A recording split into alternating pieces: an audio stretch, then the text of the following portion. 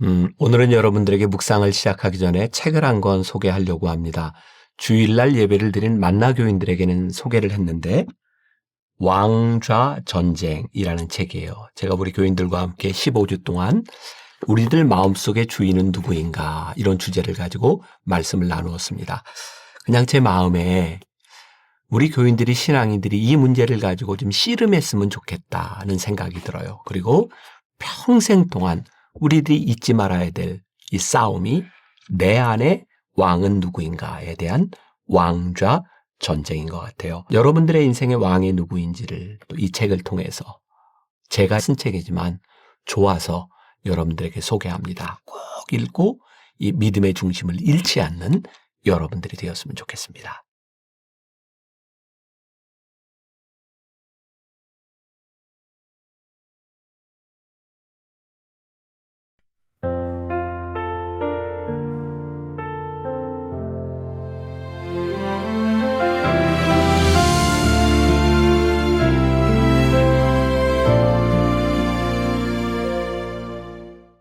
챕터 8.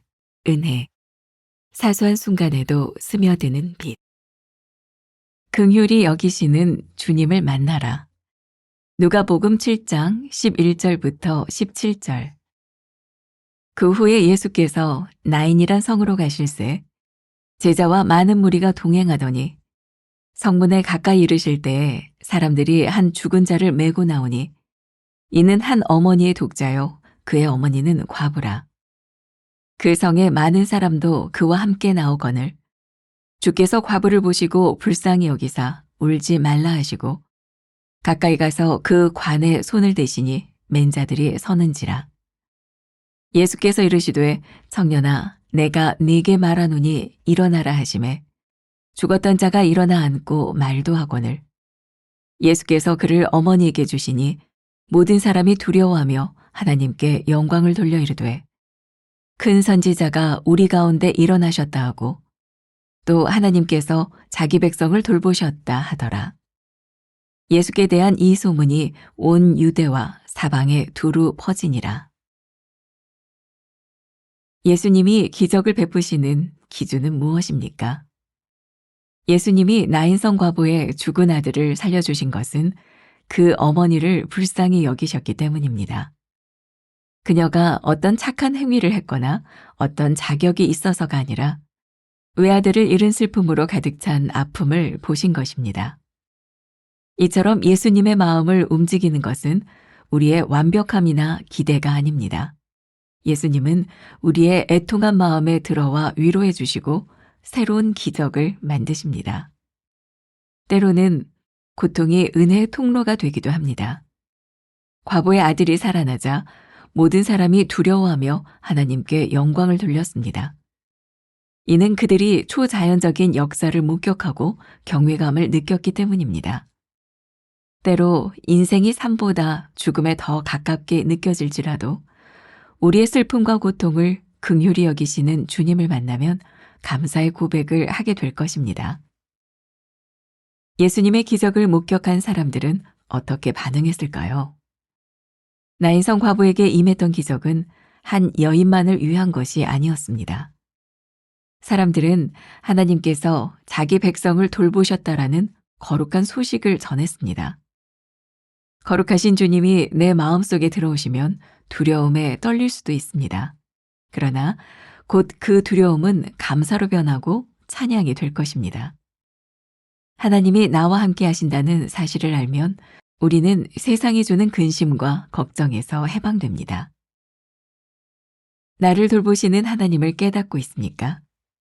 나의 애통한 마음에 찾아오실 예수님을 기대합니까?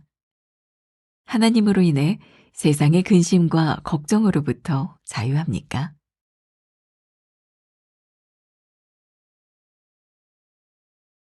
오늘은 200번째 긍휼히 여기시는 주님을 만나라 이런 제목으로 말씀을 나누어 보겠습니다. 누가복음 7장에는 그 유명한 이야기죠. 나인성 과부의 죽은 아들을 살려주신 이야기가 나오고 있습니다. 제가 이 말씀을 준비할 때 저에게 떠올랐던 건 나인성 과부의 눈물이었어요. 그리고 그 주님을 만나 주셨던 이야기를 통해 그래, 울어도 괜찮아. 우리의 인생에 울만한 일들이 왜 없을까요? 어쩌면 지금도 하염없이 눈물을 흘려야 되는 인생의 눈물의 시기를 지나가는 사람이 있을지도 몰라요. 그런데 오늘 주님께서 그래, 울어도 괜찮아. 왜 울어도 괜찮은지 오늘 그 이야기를 함께 나누어 보려고 합니다. 오늘도 한번 이 괜찮지 않아도 괜찮아. 이 찬양으로 시작해 보면 어떨까요? 우리 같이 한번 주 나를 아시죠? 찬양하고 말씀으로 들어가겠습니다.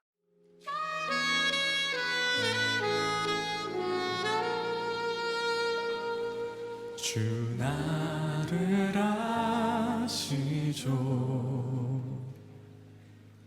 깨진 나의 모습도 부끄러움 속에 나갈 수 없어요. 늘 같은 자리에 계시는 나의 주님, 이제 다 괜찮아. 주가 말씀하시네. 자꾸 넘어져도 걱정하지 마. 지쳐 쓰러져도 슬퍼하지 마. 내 삶을 향한 나의 사랑이 지금 너와 함께 있으니 막막한 시간 속 아파할 때도 조각난 내 삶이 초라할 때도 괜찮아. 내가 여기 있으니 괜찮지 않아도 괜찮아. 자, 오늘 이 찬양 가운데 모든 스토리가 다 들어있는 것 같아요. 말씀을 준비하면서 갑자기 그런 생각이 들었어요. 주님께서 기적을 베풀으셨던 이 나인성 과부, 아들을 잃고 울고 있는 이 나인성 과부는 좋은 사람이었을까? 나쁜 사람이었을까? 우리는 누군가에게 이렇게 도움을 베풀어야 되는 상황이 되면 제일 먼저 그런 생각을 하는 것 같아요. 저 사람 좋은 사람이야? 나쁜 사람이야? 도움을 받을 만한 가치가 있는 사람이야? 아니면 도울 가치가 없는 사람이야? 그리고 우리는 저 사람이 도움을 받을 만한 가치가 없다라고 생각하면 도움을 주지 않는 마음이 가벼워지기도 하죠. 아마 우리가 그렇게 생각하는 이유 가운데 하나는 한정된 우리의 자원으로, 한정된 우리의 사랑으로 누군가를 도와야 된다면 도와야 되는 이유가 있어야 되지 않을까, 그런 생각을 하게 되는 것 같아요. 그런데 입장을 이렇게 바꿔서 저 나인성 과부가 좋은 사람이냐 나쁜 사람이냐 그런 것을 따질 것이 아니라 입장을 바꾸어 내가 나인성 과부의 입장이라면 과연 나는 어떤 생각을 하게 될까? 아마 우리들이 긍휼히 여김을 받아야 되는, 도움을 받아야 되는 위치에 서 있게 되면 우리는 내가 좋은 사람 나쁜 사람 그런 것을 따지기보다 주님 저를 도와주세요 라고 말하지 않을까? 나인성 과부에게 찾아오셔서 그 아들을 살려주시고 그 슬픔을 위로하셨던 그 주님은 나인성 과부의 자격에 관심이 있으셨던 것이 아니라 눈물을 흘리는 그 여인에 대한 긍휼한 마음, 그것이 예수님으로 하여금 그 죽은 아들을 살리신 일이 아니었을까라는 생각이 들어요. 우리가 바로 요 말씀 그 시리즈 전에 지난 8일 동안 아브라함의 이야기, 인생 역전 이야기를 함께 나누어서 기억하시는 분이 있는지 몰라요? 거기에 보면 하갈이라고 하는 여인이 나오죠. 사라의 몸종. 사라가 자식을 낳지 못하자 몸종을 통해서라도 자손을 낳으면 좋겠다라고 생각하고 그의 몸종을 남편에게 들여보내고 아들 이스마엘을 낳게 되지만 사실은 그 일로 인하여 아브라함의 가정에 큰 불화와 오랜 동안의 아픔을 가지게 돼요. 결국은 이 하갈과 이스마엘이 쫓겨나는 하갈의 가죽 부대를 잘 기억하실 것 같아요. 정말 비참하게 쫓겨났던 그 여인 그리고 이스마엘의 이야기. 근데 성경을 통해 보면 사라도 그렇게 좋은 사람인 것 같지는 않고 그리고 또 그냥 상상이지만 하갈이 자식을 낳은 것 때문에 그의 주인이었던 사라에게 잘못했던 것을 보면 하갈도 그렇게 좋은 여인은 아니었던 것 같아요. 그런데 그 광야 한가운데서 하나님은 하갈을 만나시고 이스마엘을 만나시고 그들에게 피를 베풀어 주시는 하나님인 것을 보게 됩니다. 오늘 우리들에게 주시는 중요한 메시지는 여기에 있는 것 같아요. 하나님께서 우리들에게 긍휼을 베푸실 때 하나님은 우리의 자격을 묻고 계시는 것이 아니라 우리를 불쌍히 여기시는 분이다. 그러니 오늘 우리의 인생에 울만한 일을 슬픔을 가지고 있는 우리들이 주님 앞에 나아갈 수 있는 이유 그리고 그 슬픔이 괜찮다 위로를 받을 수 있는 그 이유는 우리의 자격에 있는 것이 아니라 우리를 긍휼히 여기시는 하나님 아버지 예수님의 마음에 있다고 하는 것을 생각하며 말씀을 우리들이 가슴에 새기면 좋을 것 같다는 생각이 들어요. 제가 아마도 이 말씀도 저에게 많은 영향을 주었고 제가 성경을 묵상하면서 그렇게 깨닫게 되는 것 중에 하나. 저는 늘 이렇게 식당에서 그런 걸 많이 생각하는 것 같아요. 우리나라도 언제부터인가 뭐 다 그렇지는 않지만 이렇게 서빙하는 사람에게 팁을 주는 문화가 들어오게 됐죠. 줘도 되고 안 줘도 되지만 주지 않으면 조금 눈치가 보이는 상황 가운데서 우리는 서빙하는 사람에게 팁을 줄 때 얼마나 친절한가라는 것을 생각하죠. 근데 저에게 이 말씀은 그런 생각을 바꾸어 줬던 것 같아요. 물론 저도 많이 주고 싶은 사람이 있고 저는 또 식당에 갔을 때 아르바이트를 하는 우리 청년들을 만나면 저는 팁이라고 생각하기보다는 많은 액수의 돈을 줘요. 그건 팁이 아니라 우리 새끼 같은 우리 청년 같은 아이들을 보면 격려하고 싶은 그런 마음이 들기 때문이죠. 저에게 습관이 생겼어요. 서빙을 받을 때 누군가에게 팁을 줄 때 다 먹고 서빙을 다 받고 거기에 해당하는 만큼의 마음을 팁으로 주는 것이 아니라 서빙을 시작할 때 팁을 주자.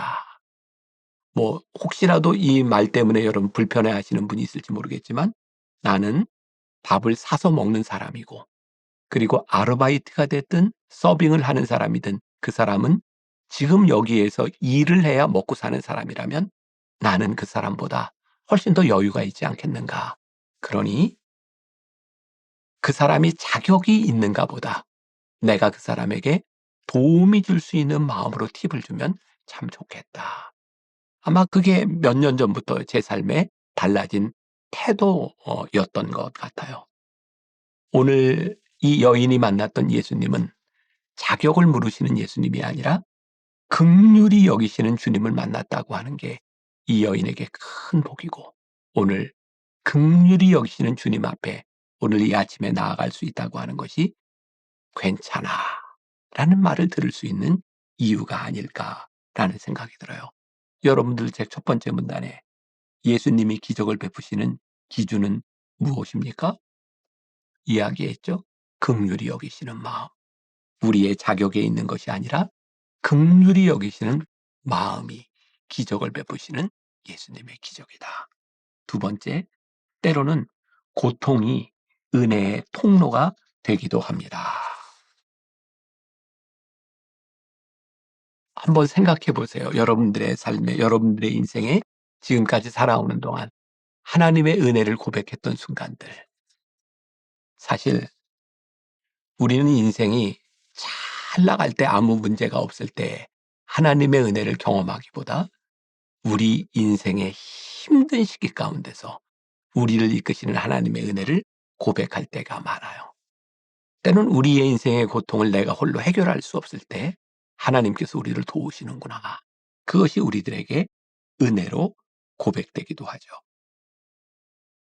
오늘 예수님께서 이 여인에게 이 아들을 살려주시고 그 여인에게 주시는데 오늘 본문 말씀 15절에 메시지 성경에 보면 영어로 그런 표현이 되어 있더라고요. Jesus presented him to his mother. present, 뭐 주다라는 뜻도 있고 present, 선물이라는 말도 있어요. 예수님께서 죽었던 이 아이를 살리셔서 그 여인에게 단순히 주셨다라고 해석되기보다는 선물처럼 주셨다. 이 여인에게 그게 얼마나 큰 은혜였을까. 오늘 본문 말씀 16절이 또 이렇게 되어 있어요. 모든 사람이 두려워하며 하나님께 영광을 돌려 이르되 큰 선지자가 우리 가운데 일어나셨다 하고 또 하나님께서 자기 백성을 돌보셨다 하더라. 근데 메시지 성경이 좋아요. 제가 한번 읽어드릴게요. 모든 사람은 자신들이 지금 거룩한 신비의 자리에 있으며 하나님께서 그들 가운데서 일하고 계심을 깨닫고는 조용히 경배했다. 그리고는 떠들썩하게 감사하며 서로 큰 소리로 외쳤다. 하나님이 돌아오셔서 자기 백성의 필요를 돌보아 주신다. 거룩한 신비의 자리. 우리 주님께서 이 여인을 불쌍히 여기시고 괜찮다 말씀하실 때 그 자리는 어떤 자리라고요? 거룩한 신비의 자리가 되었다. 주님께서 긍휼을 베푸시는 그 자리는 우리들에게 거룩한 신비의 자리가 되었다. 그리고 하나님께서 자기의 백성을 돌보신다. 오늘 본 말씀 17절이 참 또 좋아요. 예수께 대한 이 소문이 온 유대와 사방에 두루 퍼지니라. 이 여인을 불쌍히 여기셨고 이 여인의 죽은 아들을 살려주셨다는 이 이야기가 두루 퍼졌다. 저는 이걸 이렇게 표현하고 싶어요. 거룩한 소문. 우리 주님께 대한 거룩한 소문이 퍼져나가기 시작했다. 그런데 제가 오늘 여러분들에게 도전을 주고 싶은 것은 누군가에게 일어났던 거룩한 소문을 듣는 우리가 아니라 우리에게 임하신 거룩한 소문이 퍼져나가는 이야기가 되면 좋겠다. 그래서 여기저기서 거룩한 소문이 있는, 괜찮아. 주님께서 긍휼히 여기시니, 주님께서 불쌍히 여기시니 괜찮아.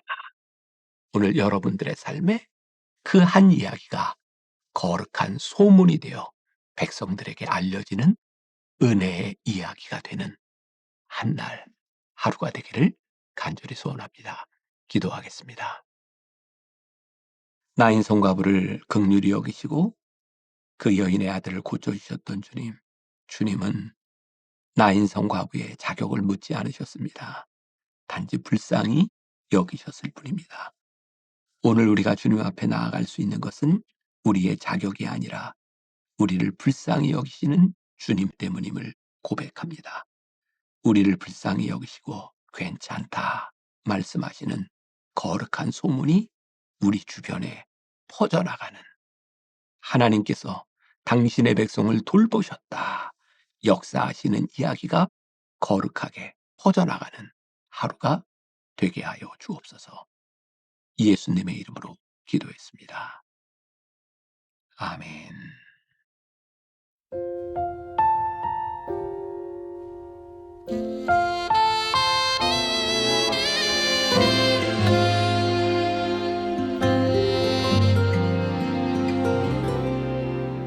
메마른 영혼을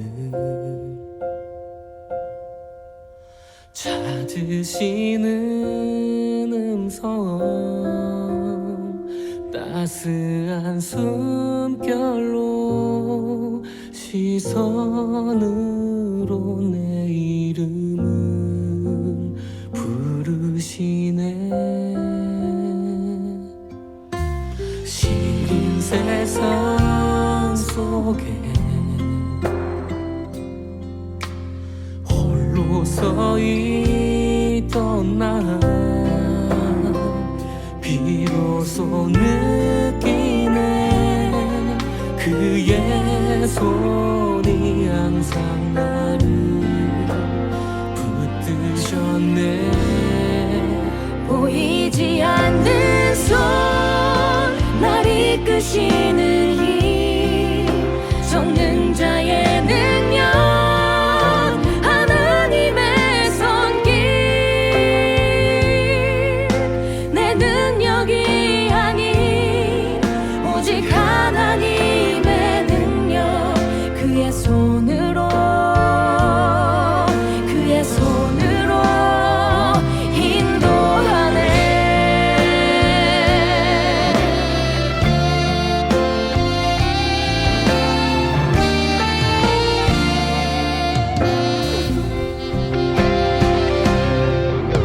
시린 세상 속에 홀로 서 있던 나 비로소 느끼네. 그의 손이 항상 나를 붙드셨네. 보이지 않는 손, 날 이끄시는 힘, 전능자의 능력, 하나님의 손길. 내 능력이 아닌 오직 하나님의 능력, 그의 손으로, 그의 손으로 보이지 않는 손, 날 이끄시는 힘, 전능자의 능력, 하나님의 손길. 내 능력이 아닌 오직 하나님의 능력, 그의 손으로, 그의 손으로,